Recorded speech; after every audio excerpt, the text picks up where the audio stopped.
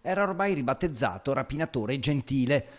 Dopo aver compiuto 2 rapine negli ultimi giorni, aveva ringraziato le vittime, scusandosi per ciò che aveva commesso, ma i poliziotti hanno imboccato la strada giusta delle indagini e lo hanno fermato nella sua abitazione. L'uomo, un 33enne originario di Monselice ma residente a Padova, è accusato di aver rapinato una tabaccheria minacciando il titolare con una pistola a scacciacani e il giorno dopo un distributore di benzina all'Arcella. Circa 400 euro il bottino nel primo caso, 300 nel secondo. Ad aiutare le forze dell'ordine, le immagini di videosorveglianza della zona. Controllato tutti gli esercizi pubblici che si trovavano nelle immediate vicinanze del locale delle attività che sono state rapinate, e in una di queste attività hanno trovato un sistema di videoregistrazione e hanno individuato il soggetto che per caratteristiche corrispondeva a quello che aveva poco prima perpetrato la rapina. Il presunto autore dei colpi dunque sarebbe stato riconosciuto dagli agenti mentre camminava per strada con addosso una felpa identica a quella utilizzata dall'autore delle rapine. I suoi colpi avevano fatto scalpore anche perché sembra si sia giustificato con le vittime dicendo che la crisi lo costringeva a rubare.